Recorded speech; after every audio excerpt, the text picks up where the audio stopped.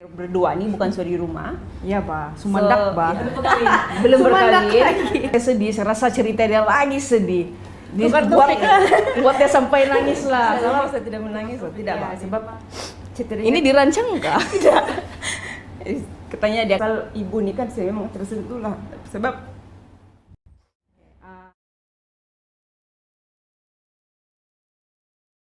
berdua nih bukan suami rumah. Iya, Pak. Sumandak, Pak.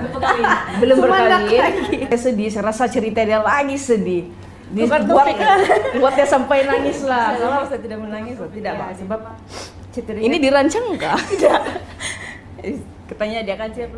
Hai, nama saya Ivy, berumur 34 tahun, Hone. Saya berasal daripada Keningau. Hai, saya Z.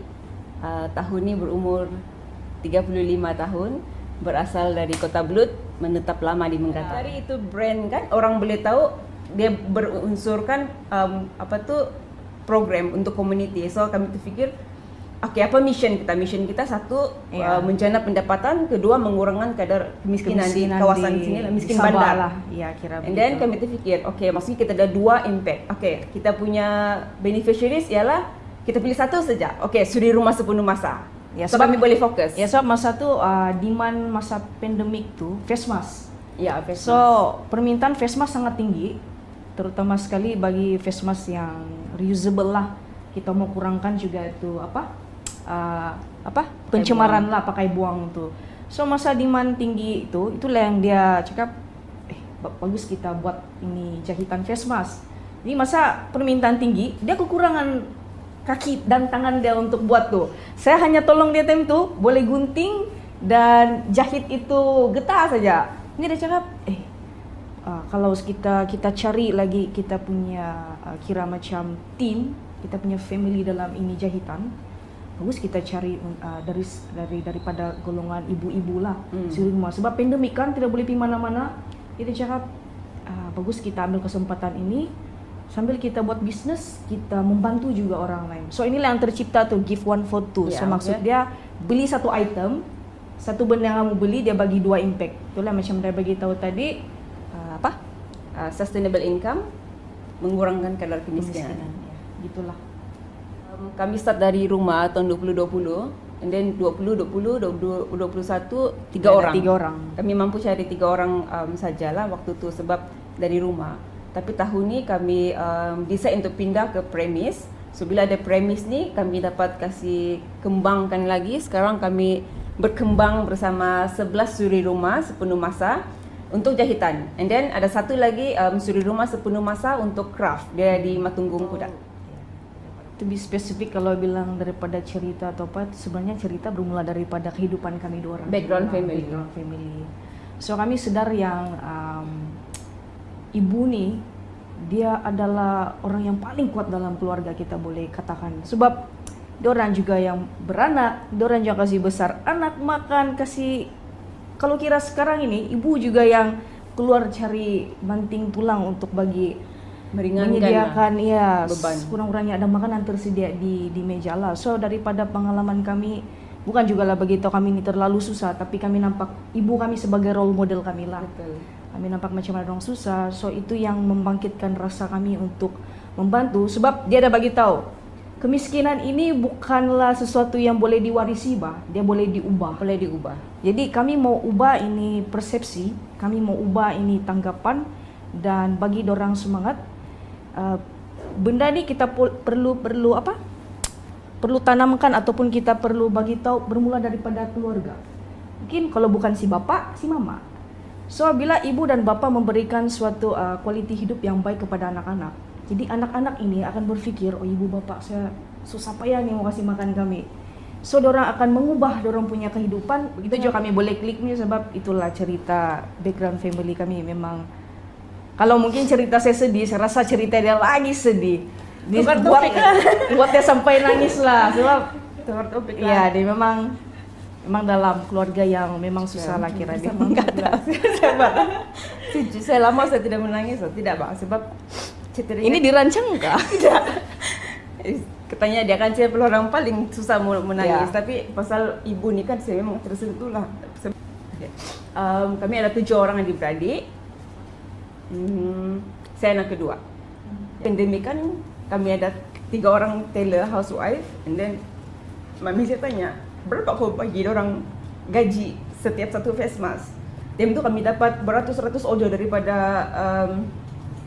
belia Kementerian Belia Belia Sukan Keningau. And then saya cakap, ini mami, ini special design, upah satu face mask ni RM4. Saya cakap, wah beratus-ratus face mask. Dia bilang, iya. Sekarang tu saya cakap, syoknya dulu kalau kamu kecil-kecil, mami susah, ada orang tolong mami macam ni. Dia cakap macam tu, terus saya berhenti menjahit, saya tengok dia. Ya kan, saya bilang dulu mami jahit baju Pandu Putri, baju sekolah-sekolah, apa tuh, dulu kita di sekolah kan ada aktiviti-aktiviti kan. Orang minta jahit dia kan, dia charge RM3, RM5, itu pun sedikit saja sebab dia pun belajar sendiri menjahit kan. So bila dia cakap begitu kan, terus saya pikir kan, ya kan saya bilang kenapa dari dulu kan orang susah banget dulu, tapi tidak ada orang yang mau pergi tolong yang kalau kamu susah kamu boleh menjahit, kami ada di sini untuk tolong kamu. So bila mami saya cakap gitu kan, dia actually dia cakap bersahaja saja, dia tidak yang dia tidak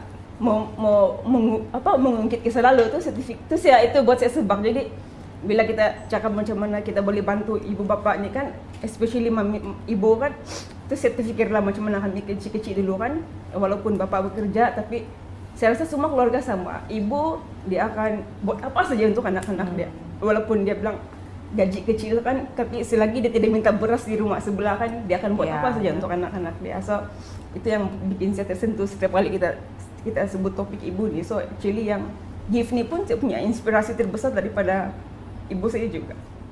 Saya ada 5 orang adik-beradik dan saya merupakan anak sulung. Okay, so kalau saya cerita mama saya dengar mesti dia ketawa nih. Kira dia bukan juga lah anak sulung yang sampai sikut-sikut adik, tidaklah begitu. Cuma saya memang terdedah daripada kira bisnis begini daripada kecil lagi. So macam saya bagi tahu tadi, mama saya ni dia tidak sekolah yang tinggi. Dia sekolah sampai mungkin saya rasa darjah 3, 6 kah begitu kalau saya tidak silap lah. Tapi dia punya semangat untuk ubah kehidupan dia sebab dia ada anak-anak bang. Dia tidak mau anak-anak dia susah. Saya rasa semua ibu ada perasaan begitu kan. So dia keluar, dia cari skill, dia gunting rambut. Dia ada skill gunting rambut dan dia ada salon dulu di Nabawan. Tapi tidak lama lah sebab dia ikut bapak saya berpindah ke Keningau jadi suri rumah sepenuh masa. So daripada rumah tu dia menjahit di kampung, tapi dia rasa mungkin tidak cukup.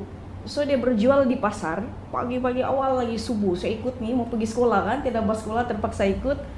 So saya nampaklah kesungguhan dia di sana juga dia jual sayur, sana aja dia gunting rambut orang yang teksi-teksi ini.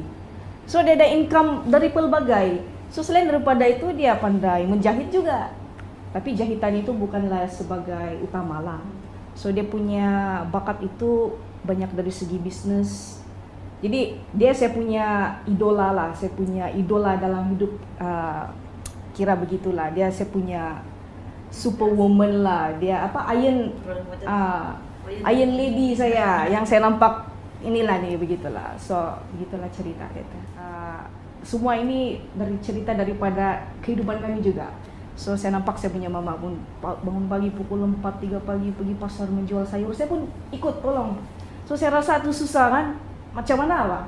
Jadi bila saya nampak pada zaman ini tahun 2022 sudah itu benda masih ada. So kami bilang sebab ada juga tanya kami, kamu bukan ibu, kenapa kamu mau tolong ibu? So kami jawab, ini benda bukan kau perlu jadi ibu baru kau boleh ubah. Jadi it start from you untuk change the thing. So kami bilang inilah inisiatif untuk kami start untuk bagi kesedaran dan bagi tahu orang yang kemiskinan tuh bukan yang perlu diwarisi, it's not inherit. Kita boleh ubahnya. So kami pun decide untuk mari kita coba buat sesuatu lah di sini dan kami try iklan mencari tukang jahit. And then yang apply itu 100% pemohonan semua suri rumah. And then dorang merayu, tolonglah bagi kami kerja, kami ada skill tapi kami tidak peluang pekerjaan. Di situ kami actually dorang memberi inspirasi kepada kami untuk oh benda ni actually kita boleh jadikan sebagai community program. Permohonan yang kami dapat, tapi kami menilai dari segi satu, dia tinggal di area, dia tinggal di kawasan bandar tapi kampung. Yang kedua, mempunyai sedikit kemahiran menjahit. Basic pun boleh, yang penting dia boleh menjahit. Yang ketiga, mempunyai mesin jahit sendiri. Tidak kisah yang portable kah, current kah, atau yang singa yang lama tu pun boleh. Dan dia perlu ada minat. And then selepas tu kami akan kaji berapa anak pendapatan suami. Sekiranya dia macam dalam lingkungan Apa yang dicari lah. apa yang kami mau, orang akan terpilih lah. Orang ada interview. And then selepas interview kami akan bagi sampel task. Dan kami dari sampel task kami decide orang ni level beginner, intermediate atau professional. Sebenarnya selain daripada bencana pendapatan, tujuan utama kami ini dia lebih kepada emotional touch. Kami mau pastikan tailor kami ada hopes. Diorang ada, because kami punya tagline ialah hopes in every stage. Maksudnya duit mungkin nombor 2. Yang pertama, diorang ada motivasi. Susah macam mana pun akan ada bantuan yang datang. Kedua, untuk anak-anak diorang, untuk pastikan anak-anak diorang tahu mama diorang boleh cari duit, besok ada makanan atas meja. Dengan adanya circle macam ni dalam rumah kan, mama rasa ada hopes, anak rasa ada hopes kan, kami percaya anak-anak akan belajar lagi bagus kan, diorang akan berubah, diorang punya keluarga punya nasib. So bila anak rasa macam mama dia kerja keras tapi diorang tidak susah, diorang akan ada inisiatif, motivasi untuk mau belajar. Ada juga yang saya interview, actually diorang ibu-ibu ni diorang perlu distraction begini, diorang perlu kerja begini untuk Gangguan kebaikan mental diorang. Sebab bila diorang terlalu berkurung di rumah, and then dorang tahu kemampuan dorang boleh buat, dia actually boleh menyebabkan kau down, rasa sedih sebab kau tahu kau boleh buat benda ni tapi sebab kau terkurung di rumah sebab anak. Dan ini juga actually sebenarnya dia mendorong kepada ibu-ibu kemurungan. So waktu interview tu ada juga kami jumpa ada satu orang ni, dia bilang dia membesar dengan keadaan yang cukup sempurna. Semua dia mau dia dapat, tapi selepas berkahwin dapat beberapa orang anak, hidup dia tiba-tiba dia rasa sangat susah sebab dia punya husband tiba-tiba tidak kerja, kena buang kerja, and then dia bilang sekelip mata saja dia punya kehidupan terus jatuh, and then dia rasa sangat susah untuk dia mau menghadapi dunia dia. And then waktu tu dia pregnant lagi, and then semua pun serba tidak kena. So bila kami interview tu, bila orang bercerita begini, dia bilang, sorry lah saya termeluah pula, tapi saya tidak kawan bercerita di rumah. So saya beritahu si Ivy, saya bilang ada baiknya kita buat latihan jahitan 1 bulan 1 kali. Bukan saja actually orang dapat hasil daripada latihan tu, tapi ibu-ibu boleh berjumpa di sini, orang boleh bercerita. Sebab ibu-ibu juga ini yang bagi kami inspirasi, bahawa dia bilang orang tidak tempat bercerita di rumah. Balik-balik bercerita dengan anak, dengan suami.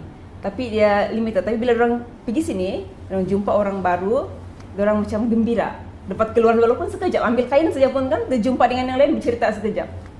Saya pernah juga duduk sini 3 jam mendengar satu suri rumah kami ini, tailor, meluah cerita. Dia bagi saya motivasi. Dalam masa sama dia motivasi diri dia lah. Jadi dia meluah, dia bercerita macam dia dari kecil sampai besar, sampai dia kahwin. Saya pun duduk, saya pun heran, apa kamu buat? Sebenarnya tugas dia waktu itu ambil kain saja.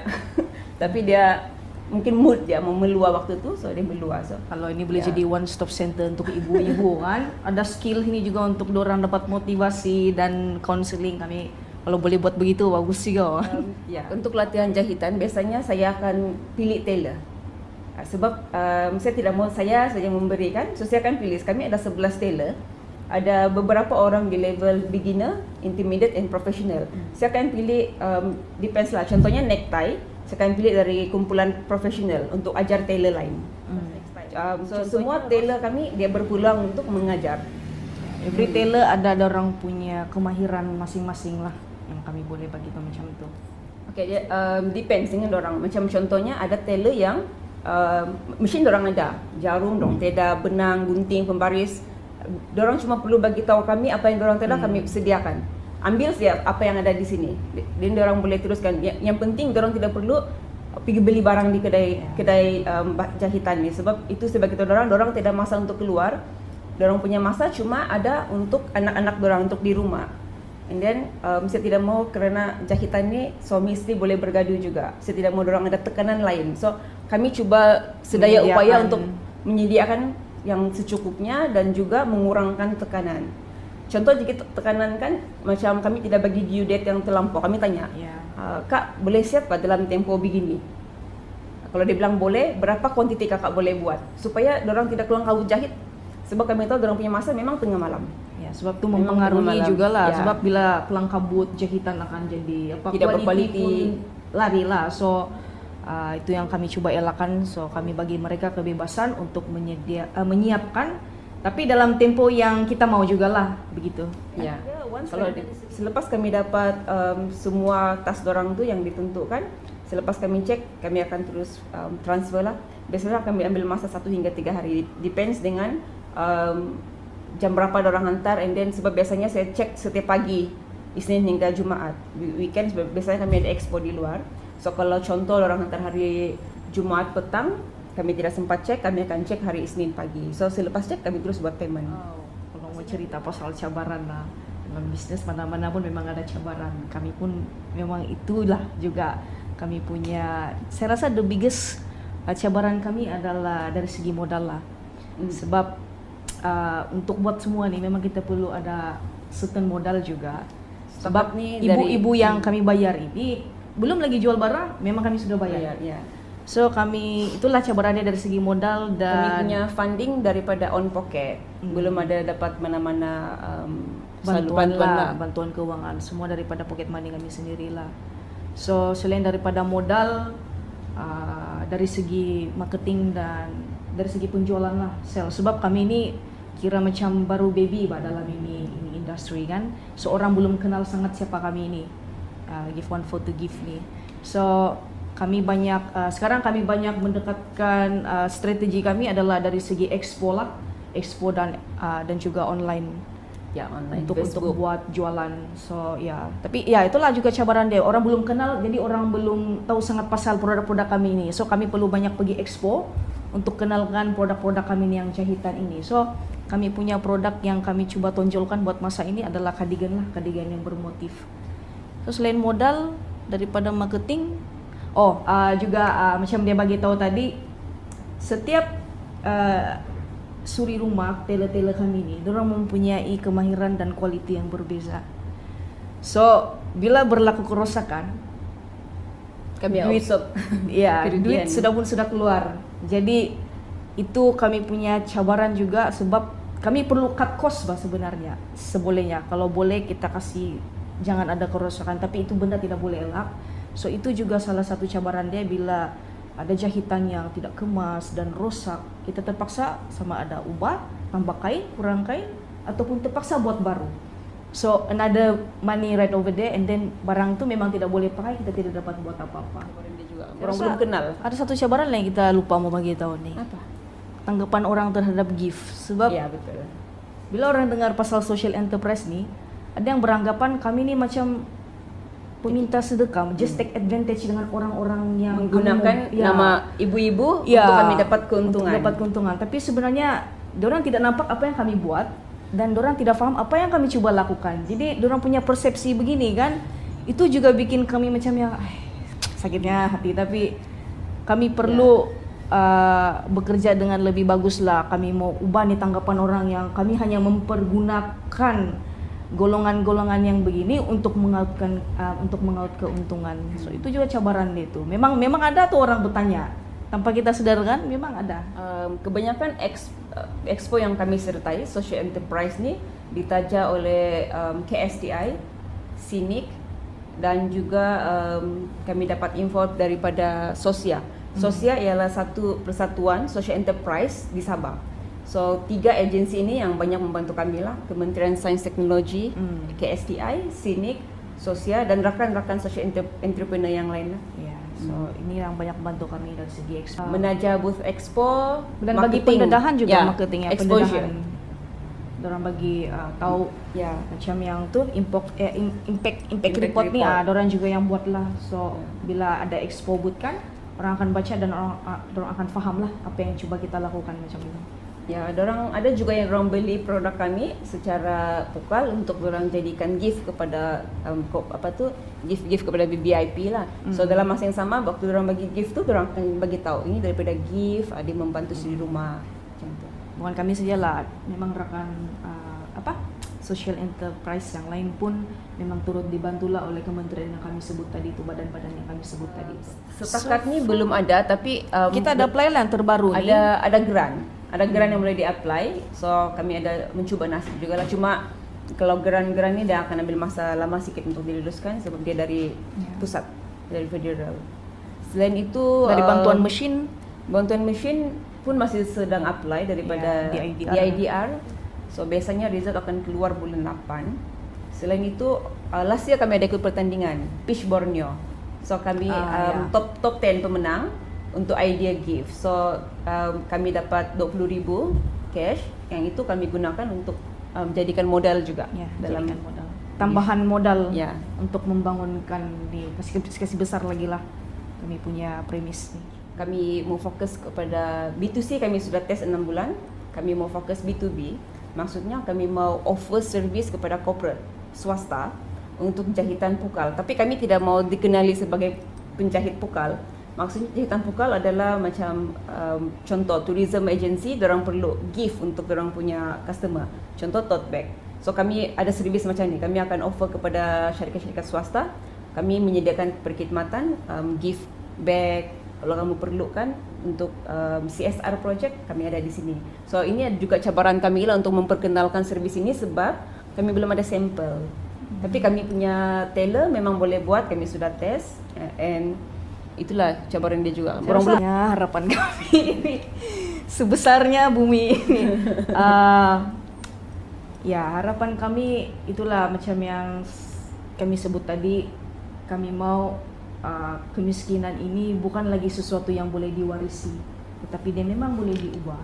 Kami mau Sabah ni bukan lagi tercorot, tapi dia yang paling atas, kalahlah semua negeri-negeri negara yang lain ada dalam muka bumi ini. Dan harapan kami sangat besar lah untuk ibu-ibu ni. Kami mau kehidupan dorang berubah, anak-anak tu mendapat pendidikan, kualiti hidup yang baik. We've been there, done that. So kami faham macam mana perasaan dia. Dan apa lagi kau rasa? Kami harap satu hari nanti Sabah bukan lagi tergolong dalam negeri yang termiskin di Sabah. Tetapi sekiranya kita tidak dapat jadi negeri yang terkaya pun, tapi kita boleh hasilkan negeri yang paling ramai skill worker. Sebab kita di Sabah ini sangat berbakat. Boleh menyanyi, boleh menjahit, boleh menggunting rambut. So kita ada banyak talent. So satu hari nanti kami mau melihat Sabah sebagai satu negeri yang banyak social enterprise ada di sini, membantu lebih ramai komuniti, bukan saja di kampung-kampung tapi juga di bandar. Kita mau ada tu sikap help each other lah. Sebab Sabah ni kalau bilang dari segi budaya dan kesatuan itu kira strong juga kan. Jadi instead of selain daripada sokong dari segi budaya, kita mau ni yang membantu dari segi menaikkan taraf ekonomi jugalah. Dan kami harap ibu-ibu ni bukan saja dapat dibantu dari segi keuangan, tapi itulah macam dia bagi tahu skill. Kita sharpen, kita tajamkan lagi dia punya skill. Tanpa gift pun orang boleh maju. Orang boleh maju. Orang boleh tolong lagi komuniti yang lain. Jadi kita mau itu berterus. Panas tu kan? Hai semua, sempena menyambut Hari Kebangsaan dan juga Hari Malaysia tahun 2022. Jangan lupa sertai pertandingan fotografi Jalur Gemilang at Instagram yang dianjurkan oleh Jabatan Penerangan Malaysia bersama-sama dengan Mas Win. Keluarga Malaysia Teguh Bersama dipilih sebagai tema Hari Kebangsaan dan juga Hari Malaysia 2022. Nah, selari dengan konsep keharmonian keluarga Malaysia. Jadi, untuk maklumat lanjut berkaitan tema, logo dan aktiviti Hari Kebangsaan 2022, jangan kemurang lupa layari laman web www.merdeka360.my. Nah, kemurang jangan lupa kio. Bye!